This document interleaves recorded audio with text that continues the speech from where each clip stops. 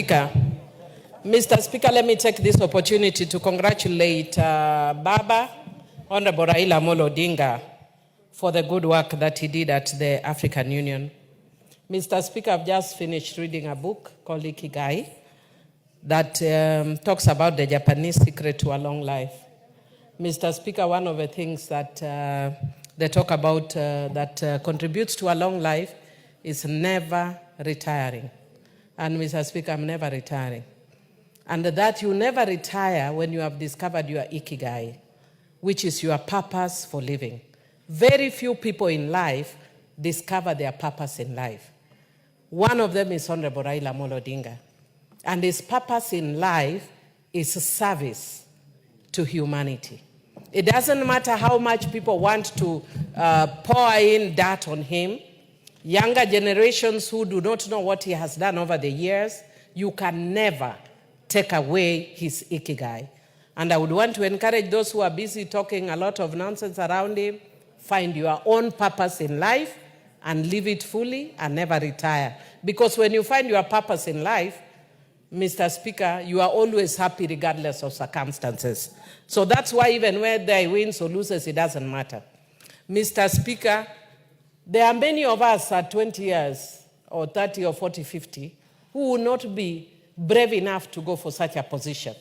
Can you imagine a person who at 80 years is willing to dare out and go for such a position? Whether he wins or not does not matter.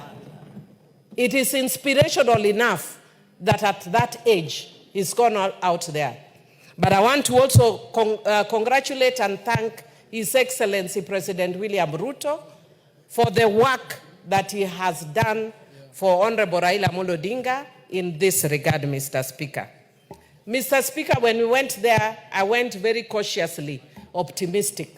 Not because I had less faith in the capabilities of Honorable Raila Amolo Odinga, but as a person who has worked in the Pan-African region with the Pan-African Parliament and other fora, Mr. Speaker, I understand the geopolitics very well, the issues of regional blocks, language blocks, amongst other issues, Mr. Speaker. And sometimes they come into play, including prevailing circumstances in the region. They sometimes come into play. Mr. Speaker, the other issues, including the fact that Honorable Raila Amolo Odinga was a towering figure that some people may have found a bit intimidating. His strength, as I've seen one writer say, may have been his weakness because some people can't deal with strong characters. Mr. Speaker, it is also an opportunity for the AU to introspect. Mr. Speaker, Madam Speaker, sorry, I see you have changed. Madam Speaker, it's an opportunity for the AU to introspect because the issues of equity keep coming up and barriers based on language, religion, or other factors always keep coming up. The way they've tried to solve it in Pan-African Parliament is the way they need to solve it also at that level. Madam Speaker, I would also want to say that I've seen a narrative that people are trying to sell, that Raila always loses. Honorable Raila was a member of Langata for many years. Yes. Madam Speaker, he even resigned his position and went for by-election and won. And he has served as Prime Minister.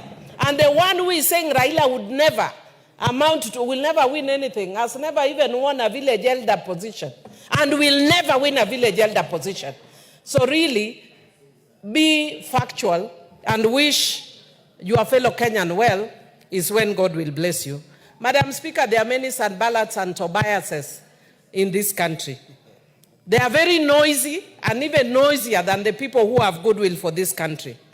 But I want to say that I was impressed by the equally high number of Kenyans who came to Ethiopia using their own resources. People came in buses, in bicycles, by air, and by all means, and they were all tribes, Madam Speaker. My time is up.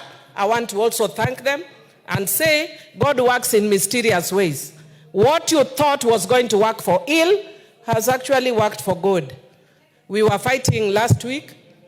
We are now sitting calmly as a minority, Madam Speaker.